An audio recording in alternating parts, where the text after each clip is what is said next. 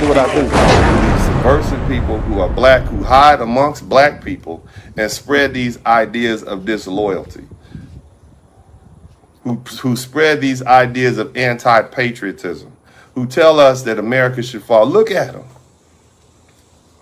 I'm just saying, look, there's always a vein. Look at some of your great leaders.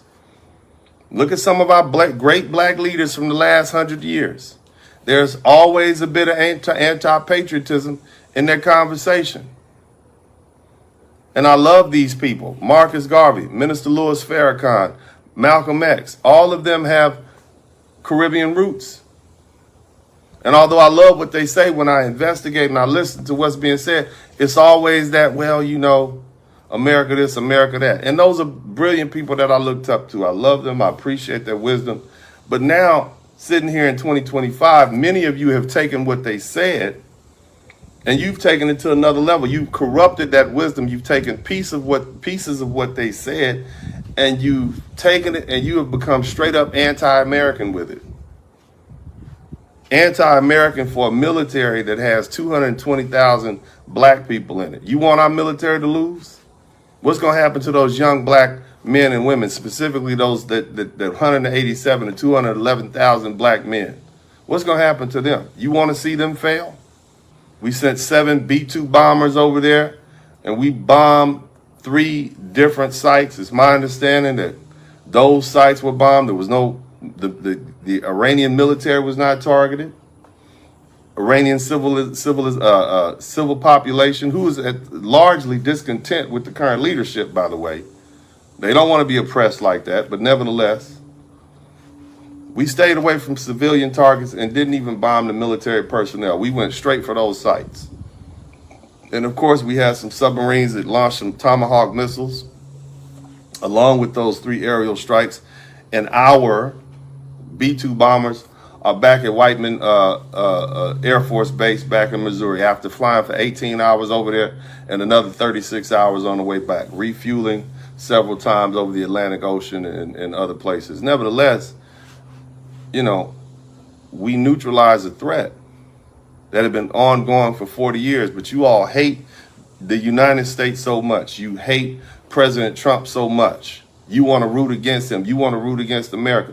We just neutralized a threat that could have hurt and harmed hundreds of thousands of Americans. And here's the thing: you got to, if they had been able to, if their aspirational dreams to design and manufacture up to at least 10 ICBMs or nuclear warheads had been fulfilled. These people want to hurt Americans. They literally say, we want to kill Americans. How can you root for them? How can you root against our interest? Where do you foundational black Americans? So we talked about the foreign blacks. I understand why their allegiances are questionable. What about you foundational black Americans? You folk who can trace your heritage back to the plantations of North America and even beyond. Some of you got relatives that were free. Some of you have relatives that were enslaved. Some of you have relatives that were black people who enslaved other black people, who were slave owners. Some of you have white relatives. If you look far enough back in your history, it's a white man in your history who was probably a member of the Confederate Army, or a soldier or officer in the Confederate Army. If you look back far enough. If you look back far enough, you'll see that your lineage started right here in the United States, or what was at that time the colonies, at some breeding farm somewhere. So what I'm trying to get, I understand why. I get why the foreigners want to see America fail, but why would you want to see America fail? Where you gonna go? You gonna pack up all your stuff and move to Jamaica? With the Jamaicans, you think they treat you bad over here. They say you don't have a culture over here. You gonna go to Haiti? You see how they do it. Maybe you're going to go to Africa. We see how that's working out. All that red tape. They sold you over here in the first place. Why would you think they would want you to come back in droves? Unless they want to manipulate you, use you, and take your money. If Africa wanted us back, they would clear off all that red tape that they have. Stopping my people. I'm going to tell you, let me tell y'all something for a minute. Let me get into this. So I had planned to go back to Ghana for the year return. I had planned to go back to Ghana in 2019 for the year return. I had my visa. I was ready to go. And then I started doing research. I even had a hotel picked out.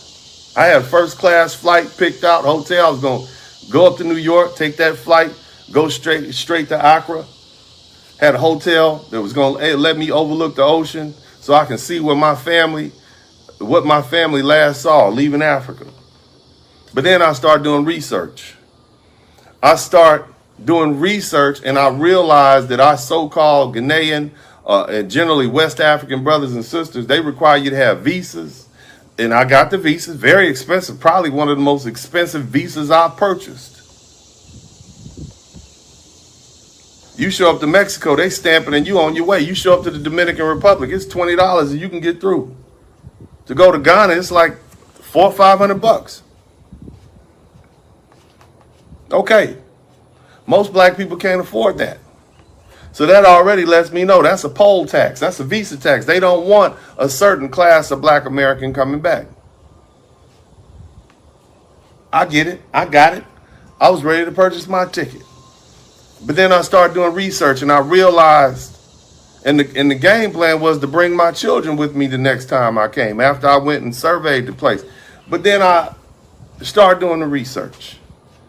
And I start listening to some of my black brothers and sisters who had made their way over there and who were telling me about some of the very unfortunate incidents that are occurring on what seems to be a continuous basis. They're given a lease or they're given ownership of a certain piece of land. They build this land up.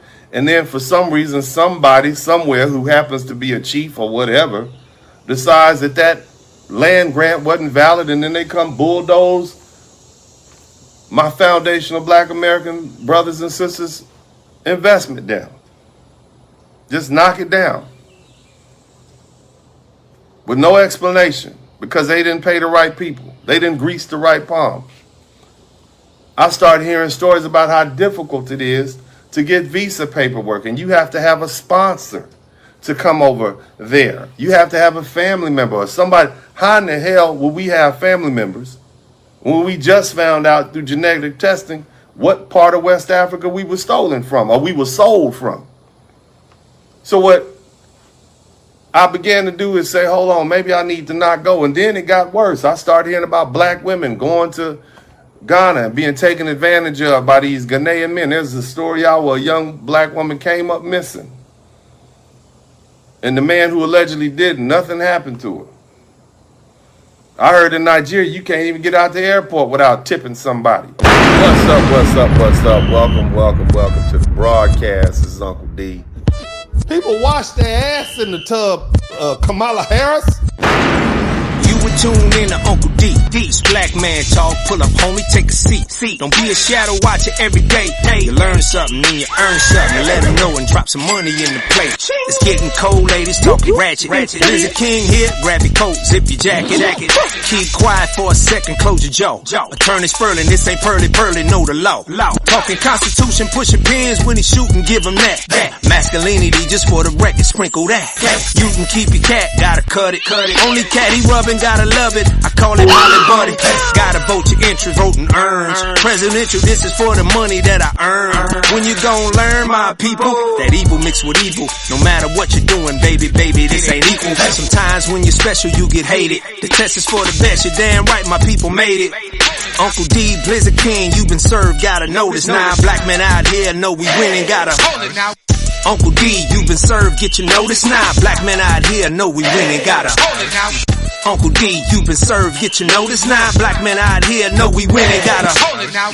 Uncle D, you been served, get your notice. Now black men out here know we winning, gotta hold it now. Hey man, I do what I do. Somebody need to whip your ass. Get up and whip him, Sweets.